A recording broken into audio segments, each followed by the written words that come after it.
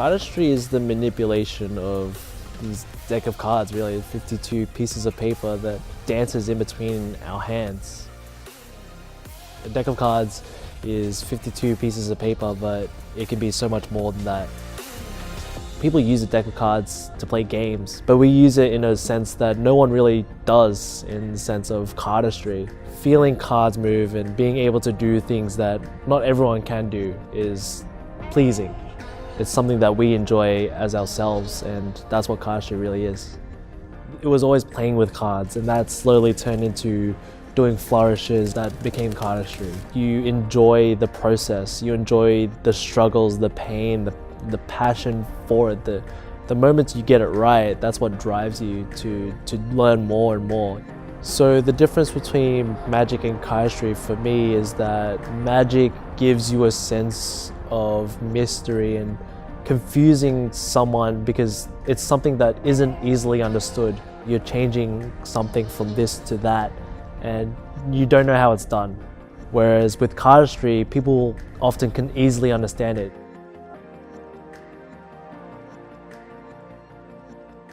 So one of the best things that has happened for the local cardistry scene for us in Melbourne is when me and a few friends started Melbourne Cardistry. It's a space that we can use to do the same thing that we're all interested in, which is cardistry, and we can bring people that have the same interests or are starting out to be interested in cardistry, and creating a place where people that have the same interests and know that they're not alone to learn something that's so unique.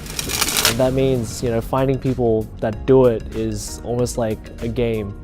Finding people online who do the same thing. Finding people in your own city is hard enough, but the fact that we have social media now to see hashtags and stuff like that, it's connecting a global connection of people together. So now, with this day and age, we can see people from halfway across the world doing the same thing as us. The fact that we're not as active or we're not as big as other countries doesn't matter to us, because it's still something that people can see as a product of who we are as an individual identity of cardistry. We're our own separate group in Melbourne that not every other country has. Not everyone has a Melbourne, but it's still a space for us that we can learn off each other, we can share ideas, we can share moments, we can share jokes. It's just a space that we can be who we are with the same interests. So I've been a part of Melbourne Cardistry since 2015, and seeing it grow from just 5 people at one jam at a coffee shop to at least over 30 has been an insane ride. Seeing kids when they were 14 years old and seeing them grow up with cards in their hands has been really fun. And seeing them get progressively better has been very inspiring.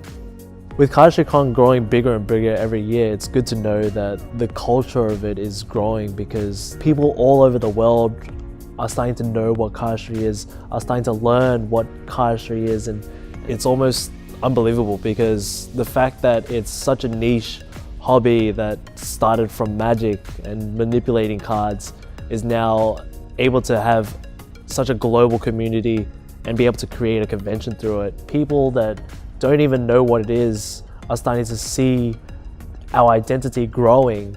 It's almost unbelievable to think about, but it's happening. The future for cardistry definitely looks promising. Even right now, if you look up cardistry on Instagram, you can see more and more people starting to be more interested in cardistry, and people are always going to come in with fresh minds, fresh perspectives of what cardistry is and how they themselves can manipulate a deck of cards, 52 pieces of paper.